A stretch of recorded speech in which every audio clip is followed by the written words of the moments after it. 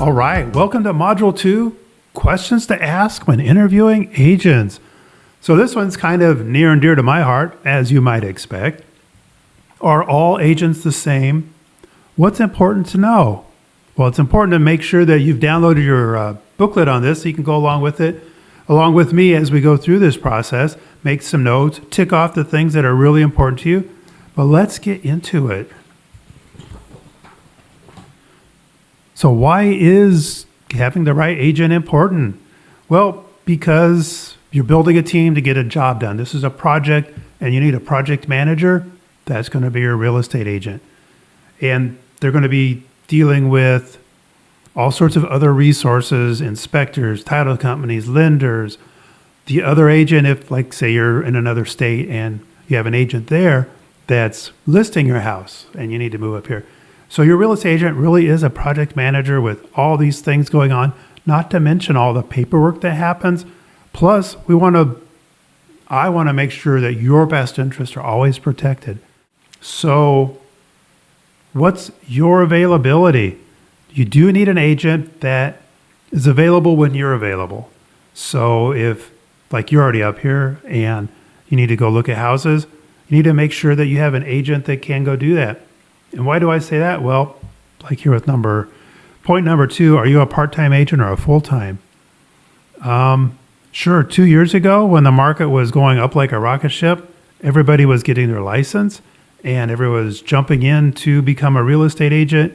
And it's like, you could make some good money doing that. Well, not bad, but now times have got tough. It's been a year now that we've had interest rates going up, cooling off the market. And so there's some agents that just aren't making it as an agent for a full-time. And so they have, another job as well. So I say all that to say this, it's like if their full-time job doesn't give them the time to go show you houses when you're available, it might not be a good fit. More on the part-time versus full-time, I was blown away. I put together these numbers for you because I want you to have an accurate picture that not all real estate agents are the same. And so let's just take a look at this. So of all the agents who have an active license in Idaho, there's 12,506. So agents in the Treasure Valley area who have an active license, that's 8,152. So there's over 8,000 agents in the Treasure Valley. That's the Boise to Nampa to, Fruitland, Mountain Home area. So that's 8,200, almost 8,200 agents in the Treasure Valley. So of those, 3,149 agents have done no business at all this year. So that means there's 5,003 agents in the Treasure Valley that have done some business so far in the Treasure Valley with real estate. So that still seems like a pretty big number. But this next step is, the rubber hitting the road. So that 5,003 agents that have a license that did some business in the Treasure Valley, 4,693 are averaging less than 2 deals per month. So that means that they're not out in the market. They're kind of like going by the seat of the pants. They're not really up on everything because they're just not doing that much business. So the people that are doing the business, there's 310 agents in the Treasure Valley that are doing 2 or more transactions a month. And those are the people that they know what's going on. They're out there. They know what sellers are thinking. They know what buyers are asking. They are taking this as a full-time job and, putting some effort to it to make it really work. It's their business. And that's the category that we fall into. We're part of that 310. So not all agents are created equal. There's 12,506 agents that could sell you a house in Idaho. And there's only like 310 that really could represent your best interest and protect, your assets, your earnest money and your time and things like that. So just wanted you to know that. I thought it was pretty wild. A great question to ask is, how long have you been a real estate agent? And now, if someone has like 20, 30 years, good for them. If someone has like a month, good for them. We all have to start somewhere, right? But even though someone is a newer agent, doesn't necessarily mean that they aren't taking this seriously. So you might ask them, well, how many homes have you helped buyers close in this past year? That's question number 4. So maybe they've only got 3 or 4 in the last year because they're brand new and they're going through the training and they're observing and being coached by their broker. So being a newer agent, like I say, is not necessarily a bad thing. It depends on, are they taking this seriously as their new career, or is this a part-time endeavor and they're going to be part of that multiple thousands of other agents that don't do a whole lot? Question number 5 is really big too. Do you work independently or with a team? So if you are a newer agent and you're on a team, that's fantastic. Why is that? Because on a team, there's this team atmosphere. There's other agents, and then there's the team lead and the team management that can help that agent with any questions, giving them advice, go along with them if there's anything that might be kind of out of the normal. So we do have a list of pros and cons here. So a pro for working with an agent on a team is that the agent is focused on buyers, which means that there's probably somebody else on the team that is charged with taking care of the paperwork and coordinating all the different aspects of the transaction. We call that a TC in most cases, a transaction coordinator. And just as a sidebar, we actually have a great TC that works for us who's fantastic. Oh yeah, we are a team, Treasure Valley Dave team. And anyway, so another pro is that there's typically a backup agent ready if needed. So if one agent is on vacation, out with the family, something's come up, there's typically another agent on the team that can step right in seamlessly and help you find that house. That's what we do here on the Treasure Valley Dave team too.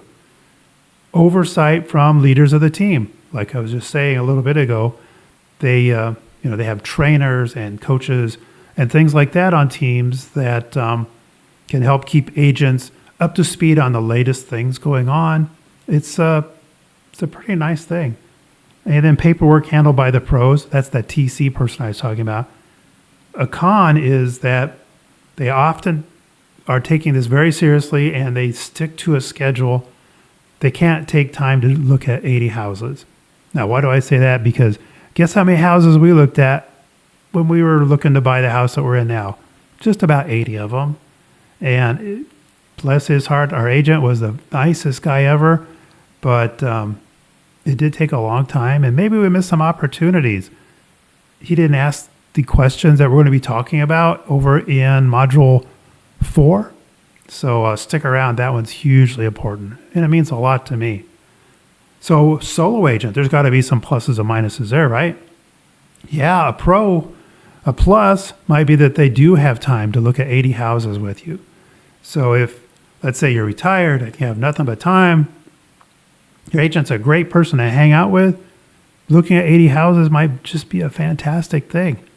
Also, a solo agent can be very hands-on to service you. They could be, whenever you're ready, they need the commission so bad that they'll go out and show you houses in the middle of the night. So another way of saying that is they could be very hands-on service for you. So if you're somebody that really needs, that extra hand-holding, not because there's some information that you lack and you're unsure about something, because, a great agent on a team can handle that, get you the information and stuff. But if you're just somebody that likes the hand-holding for the sake of having your hands held, then probably an individual agent who's not doing a whole lot of business might be the best person for you. A negative is they typically don't have systems and they're more seat of the pants. A team is going to typically have a fantastic CRM. It's a client relationship management tool that keeps track of things, and individual agents don't often have that. The sole agent might also be very busy with other tasks like taking kids to school or picking them up or various other things, and they won't have that availability for you. And another con is that there's typically not a backup agent.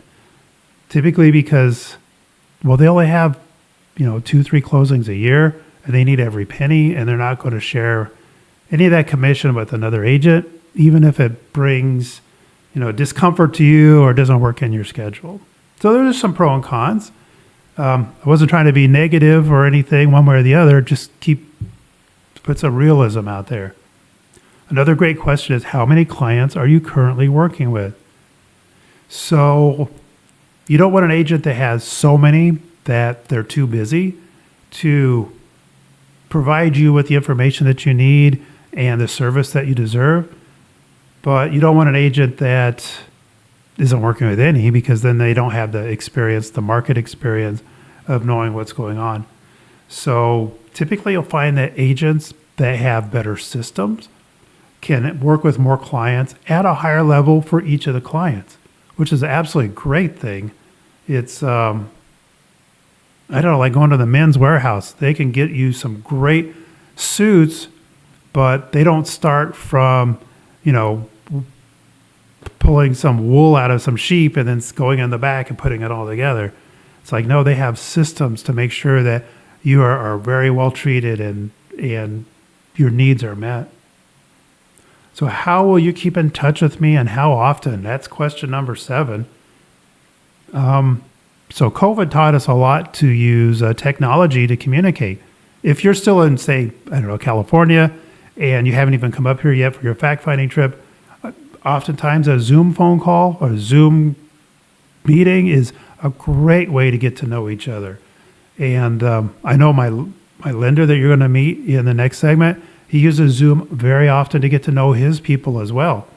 Okay, we've got the get to know you part done, but now we're more on the transactionals, like when are you available, or, oh, hey, Dave, I saw this house. Can we go take a look at it, and things like that. Emails, text work absolutely great for something like that. Both ways. It's like agents are busy. They get a text. They can respond to it when they get their break. It's funny. I get in a car to go someplace, and that's when people start texting me. So being able to get to where I'm going and then start returning text, it works absolutely great. And maybe you're the same way. Although we have some people that are a little bit more old school and they prefer that phone call. And there's absolutely nothing wrong with that either. So whatever works the best for you is how your agent should be able to communicate with you. Another great question, question number 8. Do you work with buyers and sellers? So you hear the phrase buyer's agent or listing agent that works with sellers, and you don't really want an agent that works just exclusively with buyers and or with sellers. And not the and, just the or part. Because you want someone that has a good mix of understanding what's going on in the market as far as what are sellers expecting, what are buyers asking for, what do buyers need right now. And it's really hugely important, especially when it gets to the point where we're putting in the offers and we're doing that negotiation back and forth. So somewhere in the range of if your agent has 3 sellers for every 7 buyers, that's a pretty good mix. It could be 50-50 or something like that, but to have some exposure to both buyers and sellers is going to be a very beneficial thing for you. Number 9, do you have references I can check out? That's pretty good too. In today's world, doing checking out their online presence and seeing what kind of Google reviews they have or Facebook reviews, going on their website and looking at testimonial videos, that can be very powerful and give you a real good feeling for, how things are, how that agent works with other people and the results that they've got. Also, maybe you want to dig a little bit deeper. It would not hurt to ask the agent, hey, do you have 2 or 3 people that I can call and and really ask.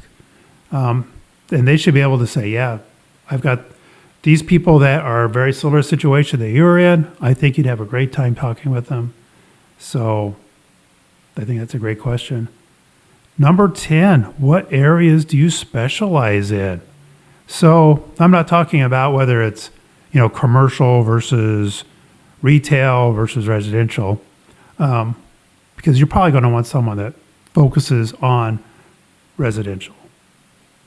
In Idaho, if you have a real estate license, you can do any kind of property, but you'll want someone that's, again, up to speed on what's going on the market with buyers and sellers. I'm talking about areas like if you're wanting to live in the north end of Boise, there's a half dozen real estate agents / teams that handle that area very well. They know all the ins and outs, the intricacies of what goes on in that area. If I was moving there, I would go talk with one of those people. But if you're just looking for a regular house in a regular neighborhood, that's pretty typical for most agents to handle because the Treasure Valley is fairly small. It only takes 20, 30 minutes to get from one place to another. So it's not that big of a deal. Personally, we work everywhere from Mountain Home up to Emmett, out to New Plymouth and Payette, stops in Wilder and Parma, but we really focus on Nampa, Caldwell, Meridian, but we are very familiar with all those different places. Now, some agents won't go out that far. Their business model is to just focus in on one small area like North Meridian or something like that, which is absolutely fine. But to ask that question ahead of time to make sure it's like, okay, so Mr. Agent, how many homes have you sold in Melba? And if they go, well, I've never even been to Melba, that might not be a good fit. But if you're saying, hey, how many of you sold in Star? Oh, like 3 or 4 in the last couple of years. That would be someone that, could very well answer your questions. Certainly, this is a great question to ask. Can you explain the buying process from start to finish? Well, fortunately, once you get to a module 5, you're going to know the buying process start to finish, at least as far as you're involved, the things that you will be responsible for being a part of. And I'm not going to sit here and tell you the process right now. Don't worry. But that agent should be able to just jump in there and go through all the steps and probably have a couple of good stories about some things that happened along the way. If you get an agent that says, gosh, we're look at houses and right at the offer and then we'll just pray that it all comes together, that's really not the process. So good question to ask there. So number 12, how will you determine my wants and needs? Well, this is the part of the process that we didn't get to do when we were buying our house that resulted in us looking at 60, 80 houses. And I think looking back, it's very important that we talk about this. So your agent should be able to talk with you about what's important to you. And we do have a checklist over here on the other page. And you want to make sure that you kind of go through that and highlight what's important. The agent should also be talking with you about, obviously, how many bedrooms and what square footage, how many car garage do you need. But there's more to it than just that. There's the finding out of your motivation, your timeline, things that are important to you that aren't necessarily, features and benefits of a house. So those are questions that are hugely important. For us, it was school district. Who knew? We didn't know. And we didn't find out about that until house number 60. And so we wasted all that time looking at the first 60 houses. So having that agent talk with you and figure out what it is that's important. Not to say, too, that as you go through the process, maybe you get up to house 5 or 6, say, you know what? I think things are changing for us. So having that open line of communication is going to be huge. It's not like first time you meet, lock it in stone, that's it. You can't change. Nope, you can change. So number 13, how do you help buyers compete in this market? Well, That's where we do a great job with this. And you're going to see this in module number 4 when we talk with Maureen. She is such an expert when it comes to this. But so what we do, just to give you an example, is that obviously we find out what's important to the seller, and then we find out what flexibility that you have. Something that we've seen often happen is that the seller needs a week or two after closing to get their stuff moved out. They maybe can't afford to move out on closing, but they need the money to make their move, to buy a U-Haul or get a U-Haul or whatever. So, and if you're, say, in an apartment and an extra 2 weeks is not going to be a big thing for you, well, we can put those two things together and get your offer accepted. And it's not always just the free rent back after closing, but it could be some other things too. So we are really good at finding out. We're really good at communicating. And that's really what kind of brings these things together more often than not and holds deals together more often than not. What professional contacts do you have? So we've been working, gosh, how many years have we been doing this? Quite a while. And we've got this great little toolbox of great tradesmen and other professionals that can do things, that are great people, great service, great price. And we're more than happy to share those people with you. Whether it's a roofer, a mover, a handyman to take care of some little projects, we've got you covered.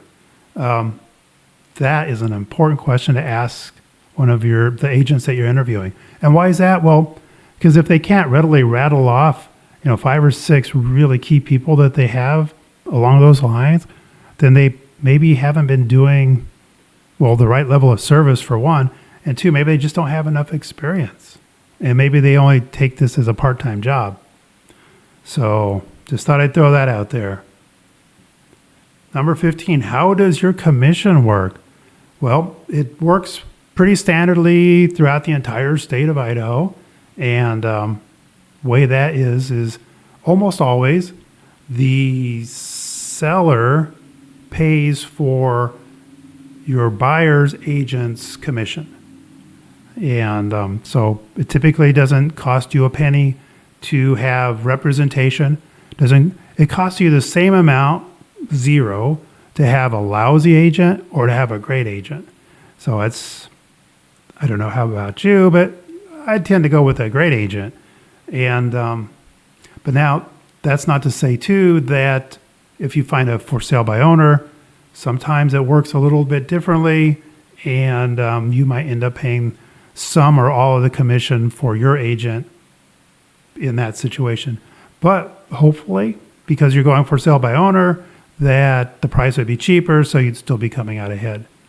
I don't know, each situation is going to be different, but and then speaking also with agents, if you have been talking with an agent and then you go out to, say, I'll just throw this out there, a builder's website and say, hey, I have a question about the square footage of this model. And then they go, please put in your email address. Builders look at that simple act of you giving them your email address as now that you have cut out any representation. So what that means is the agent for the builder is going to double in the deal, and it cuts out all other agents from helping you. So if you have any questions, it would be best to talk with your agent and have your agent contact the builder. Don't worry, you're not bothering the agent. They'd rather do that and make sure that you have proper representation than to have you make a mistake and cut out your representation altogether. Does it happen? Does every builder like that? No, but there are some out there. And so I just want to make sure that you're aware of that. Number 16, I'm relocating from out of the area. How can you help? That's a great question to ask an agent. And you've probably already been checking out their YouTube videos. And so you have an idea of kind of the stuff that they might do. But it kind of comes back to, do they have experience doing this? Do they have those people in that toolbox that they can offer to help you? And that could be like great movers. I got to tell you, we have fantastic moving outfit that has given such high quality and reasonably priced service to so many of our people. It's just fantastic. Also, having an agent that your agent here can find, say in California, that already has a relationship and can interview that other agent and make sure that they're going to be a good agent for you before sending that agent over to look at your house. So that's another great tool, another great thing that your agent here can do. So those would be the answers I'd be looking for if I was asking an agent that question. Also, there's other things that your agent can do because you might be stuck halfway between here and there and not here in the area when different key events happen. Key events could be like closing or the final walkthrough, or it could be even, finding a neighborhood to live in or the right house. We've helped people do that. People have moved here that have never even been in Idaho before. They get here, they love the house, they love Idaho. And why is that? Well, as you'll see with in episode number, module number 4 with Maureen, where your eyes and ears and your nose when it comes to finding the right place to live. So that's pretty much it for this module. Go ahead and check out that checklist and find out what's important to you, and then use that when you're talking with your agent, your prospective agent, and talk with a couple of them. What's it going to hurt? So that's it for module number 2. Next, we're going to have module number 3, which is going to be on your financing stuff. And I think that's going to be hugely important. I think you'll like it. So, without any delay, let's get right to it. Nice. Knowing what question to ask when interviewing agents is a vital thing to know. Another vital thing to know is what a buyer consultation is all about. So click below to find out. And if you need to sell as well, click below and have a real-life human research and tell you what your home is worth. Now, for the next riveting subject, your financial situation worksheet, click the video button now. And if you'd like to watch our full on-demand buyer webinar for free, click the link in the description below.